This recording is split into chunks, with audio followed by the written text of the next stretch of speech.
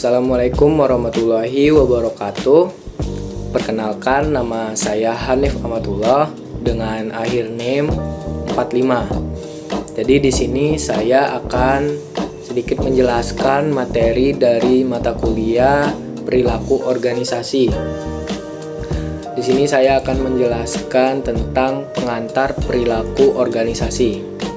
Apa itu perilaku organisasi? Perilaku organisasi adalah bidang studi yang menyelidiki pengaruh yang dimiliki oleh individu, kelompok, dan struktur terhadap perilaku dalam organisasi yang bertujuan menerapkan ilmu pengetahuan ini untuk meningkatkan keefektivitasnya suatu organisasi.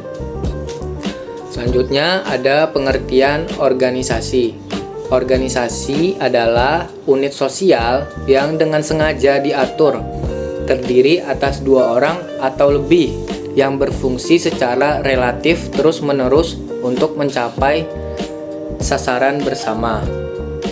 Selanjutnya ada pengertian manajemen, yaitu seni menyelesaikan pekerjaan melalui orang lain. Dan manajer adalah individu yang mencapai tujuan atau menyelesaikan tugas melalui individu lain. Selanjutnya ada fungsi manajemen, yaitu kegiatan utama yang dilakukan manajer dalam mengelola organisasi atau perusahaan agar tujuan bisa tercapai secara efektif dan efisien. Secara umum, fungsi manajemen ini terdiri dari 4 fungsi utama yang sering disebut dengan POAJ. Yang pertama itu ada planning atau perencanaan. Itu menentukan tujuan organisasi, menyusun strategi, program, dan langkah-langkah kerja. Yang kedua ada organizing atau pengorganisasian, yaitu membagi pekerjaan, menetapkan struktur organisasi, menempatkan orang sesuai kemampuan dan perannya.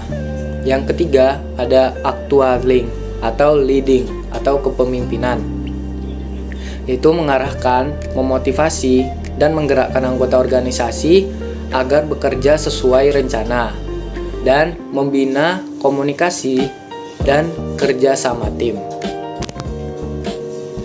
Dan yang terakhir ada controlling atau pengendalian, yaitu mengevaluasi hasil pekerjaan dengan membandingkan rencana dan realisasi dan mengambil tindakan korektif bila ada penyimpangan. Peran manajemen berbeda dengan fungsi manajemen. Kalau fungsi manajemen adalah kegiatan utama POAJ, maka peran manajemen adalah peran yang dijalankan seorang manajer dalam organisasi. Harry Mintzberg membagi menjadi 3 kelompok utama dengan 10 peran, yaitu 1.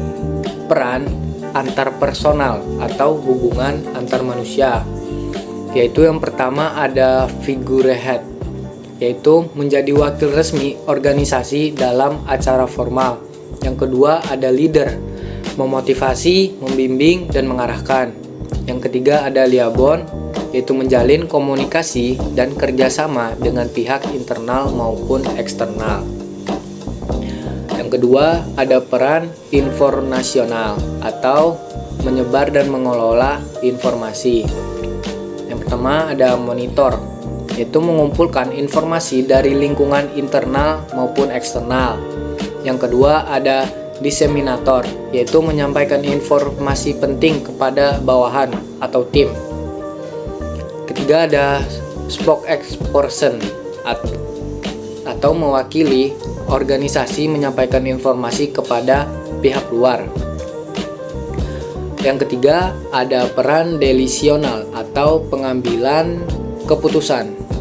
Yang pertama itu ada entrepreneur atau mencari peluang, melakukan inovasi, dan memperbaiki organisasi. Yang kedua ada disturbance, yaitu menangani konflik atau krisis. Yang ketiga ada resource allocator, yaitu membagi sumber daya yaitu uang, SDM, dan waktu secara efektif. Dan yang terakhir ada negosiator atau melakukan negosiasi dengan pihak lain, misalnya kontrak, kerjasama, atau gaji. Selanjutnya itu ada beberapa disiplin ilmu yang mendukung dalam perilaku organisasi ini, yaitu yang pertama ada psikologi atau individu, yang kedua ada psikologi sosial, yaitu individu dalam konteks sosial, yang ketiga ada sosiologi atau masyarakat dan struktur sosial, yang keempat ada antropologi, yaitu nilai, budaya, perkembangan manusia, yang terakhir itu ilmu politik, yaitu kekuasaan, pengambilan keputusan. Dan selanjutnya itu ada model dari perilaku organisasi yang terdiri dari input, proses, dan outcomes. Nah, dari tingkat individunya itu beragam, kepribadian, dan nilai-nilai.